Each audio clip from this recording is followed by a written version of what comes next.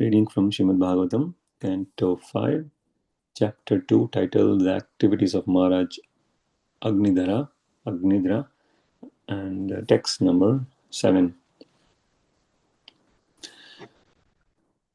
Katvam chikirshasi chakyam munivarya maya shikapi bhagavat paradevataya vijje vivarshidhanushi suradatmanorte kimva mrigan mrigayase vipine pramattan katvam chikirshasi chakyam munivarya maya shikapi bhagavat paradevataya vijje vivarshidhanushi suhridatmano arte kim va mrigan mrigayase vipine pramattan.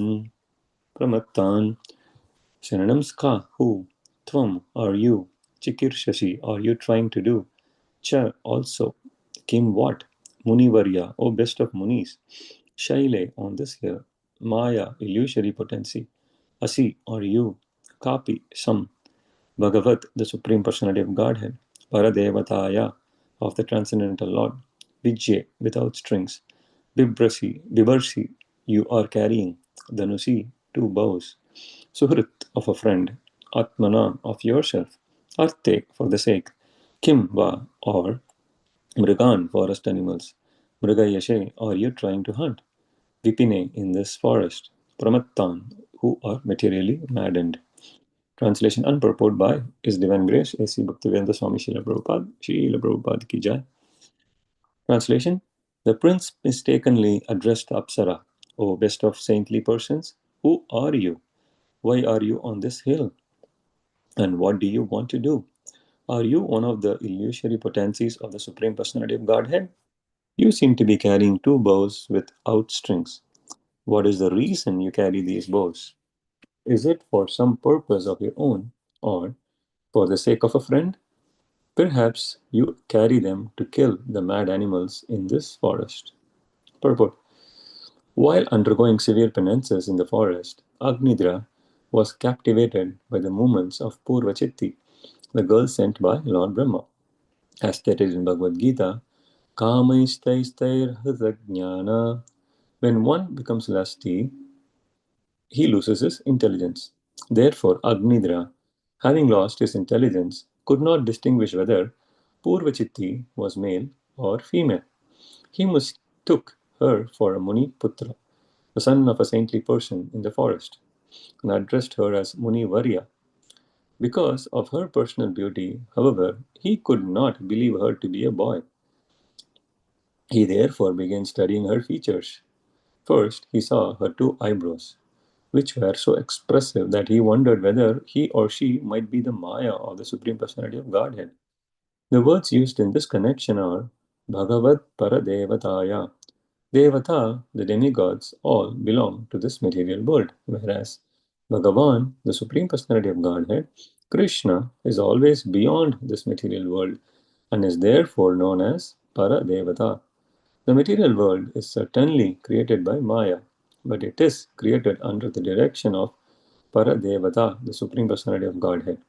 As confirmed in Bhagavad Gita, Maya Dakshena Prakriti Suyachet Characharam. Maya is not the ultimate authority for the creation of this material world. Maya acts on behalf of Krishna. Purvachitti's eyebrows were so beautiful that Agnidra compared them to bows without strings. He therefore asked her whether they were to be used for her own purposes or for the sake of someone else. Her eyebrows were like bows meant to kill animals in the forest. This material world is like a great forest, and its inhabitants are like forest animals such as a deer and tigers meant to be killed. The killers are the eyebrows of beautiful women. Captivated by the beauty of the fair sex, all the men of the world are killed by the bows without strings, but cannot see how they are killed by Maya. It is a fact, however, that they are being killed. Bhutva bhutva praliyate. By dint of his tapasya, Agnidra could understand how Maya acts in the direction of Godhead. The word pramattan is also significant. Pramatta refers to one who cannot control his senses. The entire material world is being exploited by people who are pramatta or vimudha. Prahlad Maharaj therefore said, So chetato vimuka chetasa indriyartha maya shukaya bharam udbahato vimudhan.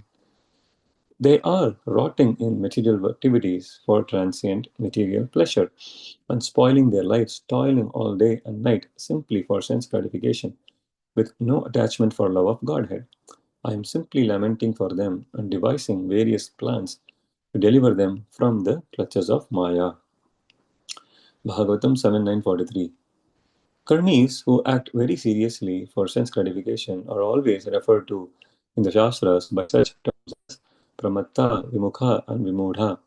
They are killed by Maya.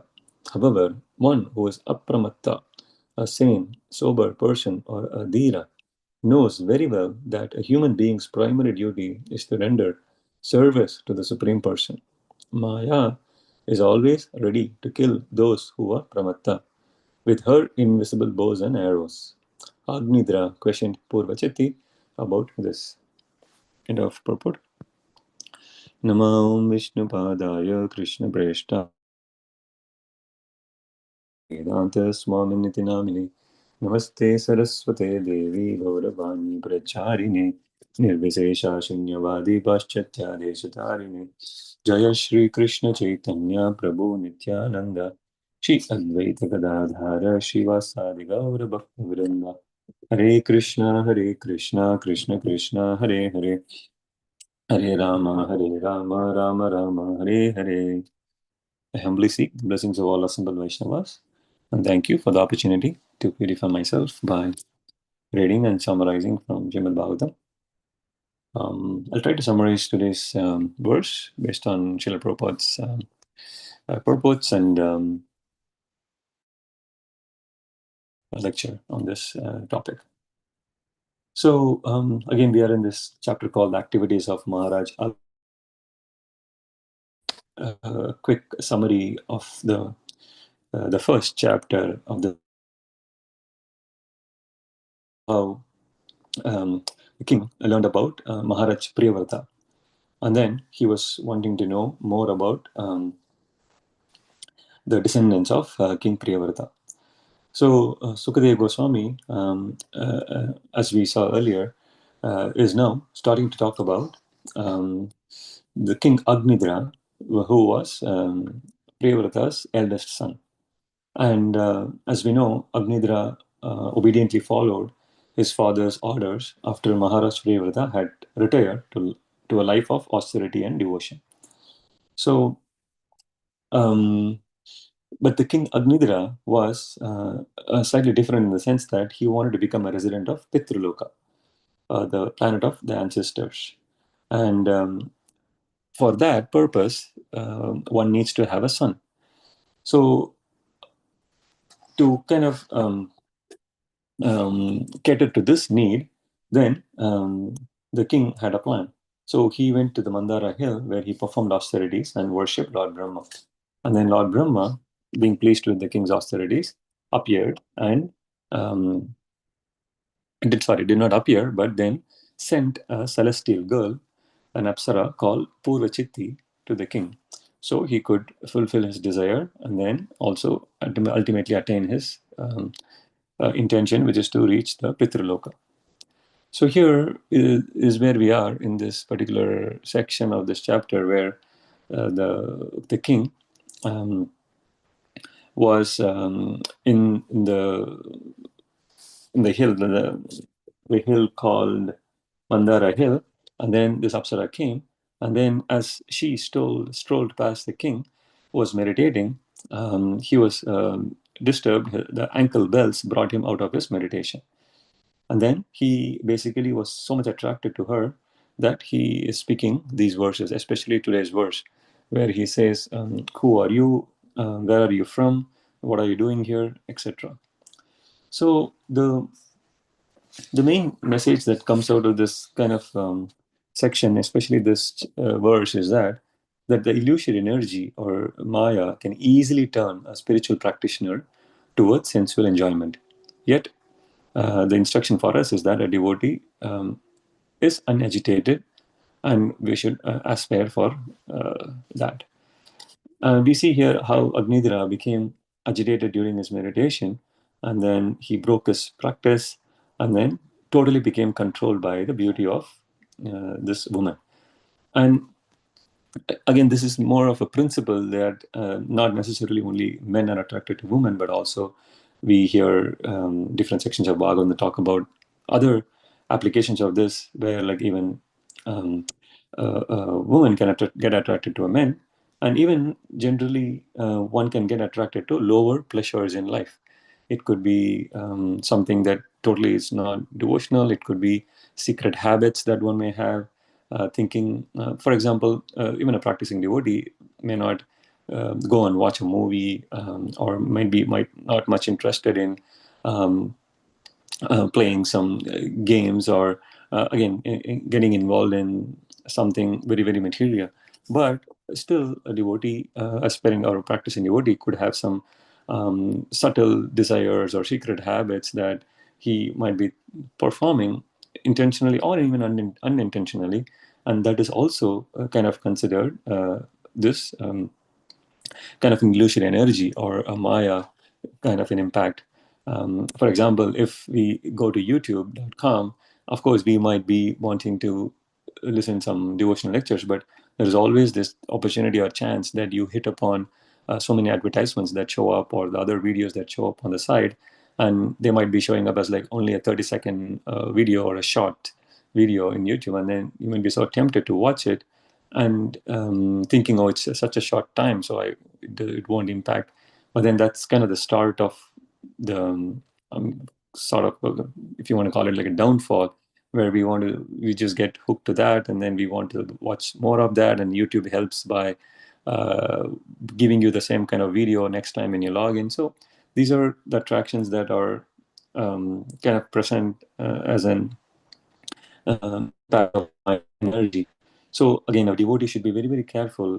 One should be fixed in Krishna consciousness, should not get agitated by these attractions, because when the mind and senses are let loose without being controlled by the intelligence as to what is priority in my life now, and even Prabhupada talks about how this a human being's primary duty is to render service to the Supreme Person, nothing else.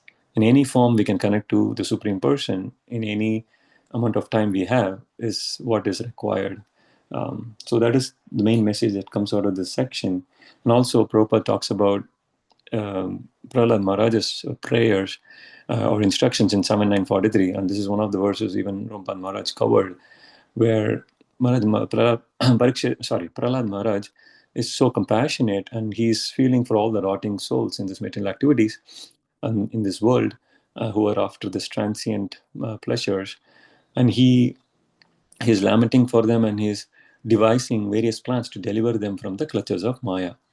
So, in fact, we saw beautifully how there were some writings of acharyas like Vijaya Goswami and Vishwanath Chakravarti Thakur, who were like kind of arguing with Krishna, because Krishna, they had like a role play kind of discussion where they declared what is going on in Krishna's mind. They said something like, "Oh, Krishna is saying that, oh, these people are into this material activity, so why should I save them?" But then the acharyas are arguing with Krishna in the sense that, "Oh no, Krishna, you should be, you are compassion personified. Your holy names are so glorious. So, with one chance, you should deliver them also." And then the also discussion goes about how the devotees, because they are under some service, practicing devotees, because they're under some service, they are already covered and they are already saved. But there are people out there who are not doing any service, or who are not connected to this Krishna conscious process, and those are the souls that acharyas are really concerned about, and even like Prahlad Maharaj is concerned about here. So again, the message for us is that we should try to spread this message as much as possible, in the sense that we should try to engage devotees or friends and family who are not maybe yet connected to this process, but somehow engage them in the service in a way that they like doing, so that they get attracted and they get attached to this process somehow. We just need to engage them and start them in this process, and that is good enough for them to get delivered. So again, that's the other message that comes out of the section. Um, and Today also being the auspicious occasion of the festival of Jagannath Mishra, I want to quickly read about what that festival is. So as we know, as we all celebrated yesterday, was appearance of Lord Chaitanya. And because Lord Chaitanya appeared late in the evening, there could not be any celebration on that night. So the father of Lord Chaitanya, who was Jagannath Mishra, basically arranged for a big festival the next day. So the Jagannath Mishra festival is a sacred celebration that marks the divine appearance of Sri Chaitanya Mahaprabhu, also affectionately known as Nimai. This auspicious day is a testament to the infinite love and compassion of the Supreme Lord, who descended upon this earth to bestow his grace upon humanity. So on this day, the whole Nadia district was filled with joy and celebration, with much like Nandotsav, where Nanda Maharaj celebrated the appearance of Sri Krishna. All the demigods came to celebrate this festival in the form of gopas and gopis. And similarly, on Jagannath Mishra festival day, the demigods came as brahmanas and participated in this grand celebration. The air was filled with sweet chanting of the holy names of Lord Hari. Hare Krishna, Krishna Krishna, Hare Hare, Hare Rama, Rama Rama, Hare Hare. Everyone from the young to the old was immersed in the ecstasy of devotion, chanting the names of the Lord with tears of joy streaming down their faces. Nimai, the charming and playful child, also grew up to spread the message of love and devotion, and his appearance is a beacon of hope, illuminating the path to self-realization and divine love. So, as we celebrate this sacred festival, let us immerse ourselves in the ocean of his love and mercy and pray for the opportunity to serve him with unwavering devotion and love. So that was a quick section I read from ISKCON Desire Tree. So on this day, also Jagannath Mishra distributed so much gifts and prasadam to all the brahmanas, and we can remember all that festivities today on this very auspicious occasion, and also maybe read more about this pastime. Maharaj also mentioned that because of the appearance of Lord Chaitanya this week, yesterday, we could also read all the pastimes from Chaitanya Bhagavat and Chaitanya Charitamrita. So we could just keep our thoughts around Chaitanya Mahaprabhu, and then also remember his instructions, which was pretty much chanting the holy name of the Lord for perfecting this life. This human birth, again, is such a gift that we have received, and also we have received the additional gift of getting connected to this supermost process of Krishna consciousness, and we should take up to this process with utmost sincerity, and keep chanting and hearing the glories of the Supreme Lord. With that,